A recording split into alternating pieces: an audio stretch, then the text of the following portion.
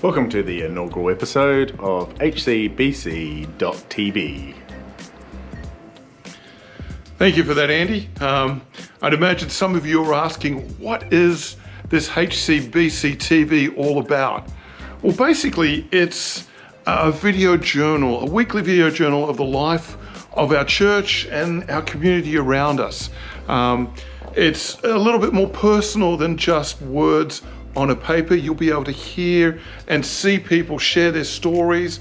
We'll do spotlights on ministries and some of the community events happening around us. We'll endeavor for as best as we can to do this weekly. It's going to be a little different from what we do on Sunday morning. On Sunday morning, you'll get a video from me that will have the service that will include the sermon, the announcements, and the Bible reading, along with an attachment of Sunday morning's newsletter. That will still go out for all of you who might miss a Sunday morning, so that you'll still feel connected with what's going on.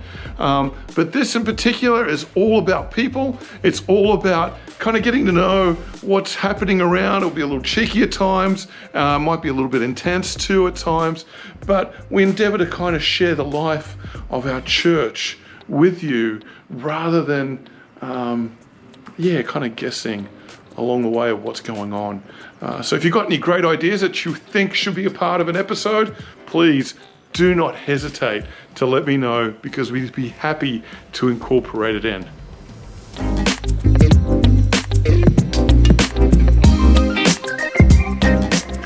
Hey Andy. Stalker. We've got to do this again. I didn't realise we had stopped. Really?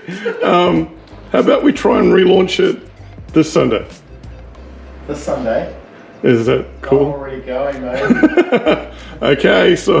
Like a snail, but I'm moving. Hey, we have lost a lot, but the weight of the church has kind of made us put it back on, right? Yeah. Yeah. Yes. Yeah, no. It is a heavy burden to carry. Weighs us down. Compresses floor upon floor. So we're back on this Sunday. We're back on this Sunday. 4 weeks we'll give it. Weigh in tomorrow. Weigh in.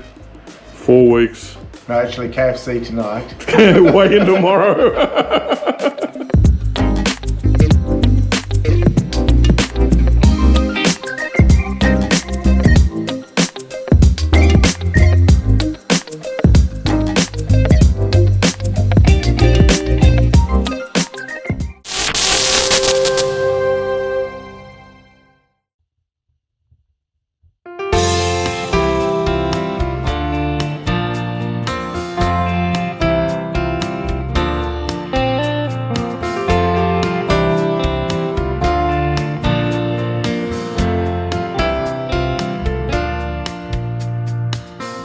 Been driving since 6 a.m. Didn't think I'd get home again. Place looks so sleepy on a hot summer's day. I take a ride down the main street, know every shop by name. And there's that dairy on the corner we spot bottles for change. And this is my big blue sky, the river running by. These are the people I know, the places that I go. This is where I come from, the place that I belong. This is where I began, the place to call my own. I'm going home. I'm going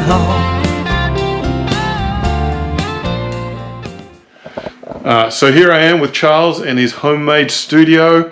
G'day, Charles. Rob, how you going? Good. Great song. Tell us the story. Yeah, Going Home is just a huge reminiscent song. I wrote it quite a long time ago, and it's all about the things I used to see when I went around my neighborhood as a kid, but also kind of when you come back to a place like that and all those scenes come flooding back in, you realize that's where you grew up and you know the place intimately, and it's a whole lot of icons, I guess, that stick in your head. So yeah, you can imagine just driving the streets and seeing all those things and being reminded of them. Yeah. It's pretty cool that you know, you wrote the song. How was the creative process? How did that all come about? Well, often it just kind of starts by sitting down at the piano, the keyboard, and you know, some words come into your head. So I think what often happens is you come up with a little line, and like in that case it might have been something like, "This is my big blue sky, a river running by. These are the people I know, the places that I go," and you're just fiddling around that, and that becomes like a center. And I think I didn't have a whole story in my head, but I had a whole feeling in my head about going home, what it meant. And then the next thing is, well, if you've got a center to the song, can you stick bits onto which are the verses, and then can you come up with a bridge which might change it. So in the bridge, it's the idea of walking in and seeing your old piano, which is, you know, for me, something that's pretty close to my heart, and then having your parents there and all of that kind of resulting in a bridge that takes you back out to the chorus again. And then, yeah, outro's an important part for me. Very few people get to the outro because it takes about 5 minutes. But that's the whole contemplative part where you just say, hey, what does this all mean? You know, it doesn't matter how I get there, but I can always come home. Yeah. So did you do everything? I mean, did you do all the music? You wrote everything. Did you play everything as well? Or how did that work? Yeah, so no, I didn't play everything at all. In fact, the recordings are really a fairly recent thing. A few years ago, I actually bought some software and a microphone, and I thought I'd give it a go. And I put down a pretty rough track, although I had some help from people like Martin Cherry, who played some bass for me, and Kenny, who played some guitar. And then I left it for about 4 or 5 years because apart from those people, there wasn't a lot of others that I could just go out and grab. And in the past, I've seen music being produced at a good quality with really good players, so I wasn't very happy with just doing something basic. I wanted, if I was going to do it well, but doing it well is really difficult. But just more recently, watching YouTube and stuff, started becoming aware that a lot of musicians around the world are starting to use the power of the internet to connect with each other, to hire each other and to do work, because if you can transfer a file, you know, digitally, it doesn't even matter how, by email, then all of a sudden you've got access to a really good quality recording. And I found people were using this freelancer site for musicians, for anybody who does digital content, called Fiverr. And basically people just say, hey, I do this or I do that, I play bass, I play drums, I can do videos, and they'll have a cost. And some of them are semi-professional, some of them are fully professionals, and it's a side hustle for them. So what I did is I just sent my song out to a guy who was advertising that he did guitars. He said, hey, I'd love to play on that. And the next thing, you know, he's offering me a full set of guitar parts for a very reasonable price, something I'd never get in New Zealand for that price, and really high level recording. So he sends that back and I just add that track on, and then it just goes from there. So were these guys from all over the world? I mean, where were they from? Yeah, so the original guitarist I found was from Israel, but then I found a drummer in the Ukraine, and there was a backing vocalist in the United States. I wanted some brass parts at one point, and there was a person who said that he could do the whole thing, you know, trombones, trumpets, and he was from Russia, you know, and you know, with a bit of Google Translate, away you go, you've got a contract with him, and the next thing, 2 days later, he's sent back the part you asked for, beautifully recorded in separate tracks, and you're adding it to your software. So this is wonderful. Basically a world collaboration. Yeah, that's exactly it. I mean, these people, it's a side hustle for them, they're professionals. They can give you the part they want as long as you can describe it, or that you want as long as you can describe it, and off you go. Interestingly, one of the people that I've really enjoyed working with the most has been a New Zealander who's studying guitar at university at a high level. He's doing his master's in performance, but so he's looking for opportunities just to practice his craft, and so there's a bit of passion there as well. You know, the money's something for him, but I think he's actually really enjoying being involved in a bit of music. Oh, cool. That's awesome. So can we expect more songs from you? Well, yeah, slowly. I had a real push, and I've done about 3 that I think I've got to a quality where I'm happy to share them, and I'm sort of just putting them out there one at a time. Life's never been quite the same, and those are the days I remember, the days I will never forget.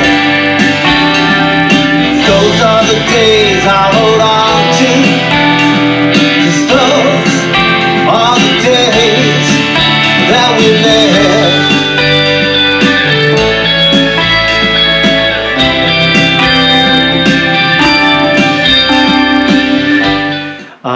Whether I get to a 4th, 5th or 6th, it'll depend. I mean, it's nice when someone encourages you, but there's so many things you can do in it. For me, probably not my main employment. So, you know, as long as I can close the door and get in here, I get away with it. But yeah, it's a lot of enjoyment, and yeah, I'm not probably sure exactly what the intention is in the long run, but it's fun, and as long as it's fun, yeah, I'll probably produce the odd thing.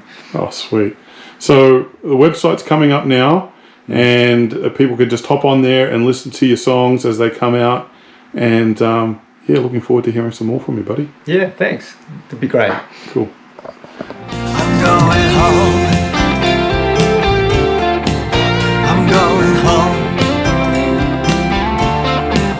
I'm going home. I'm going home. Bus a car, take a train, take an airplane. I'm going home. Bus a car, take a train, yeah, an airplane. I'm going home. I'm going.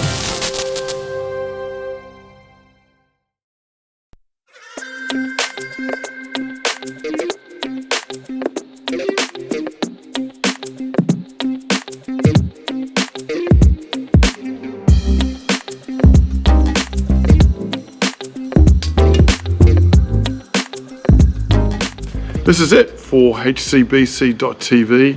If you've got any cool ideas that you'd like to see in future episodes, please don't hesitate to let us know. We'd love to incorporate what we can in this. If you've received this as an email, you'll find that there is further stuff that you can take a look at.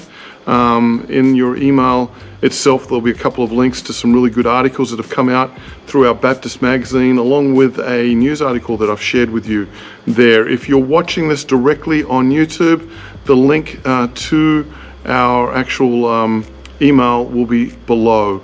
So go ahead and click on that and you'll find those articles there. God bless, and see you all on Sunday. Bye.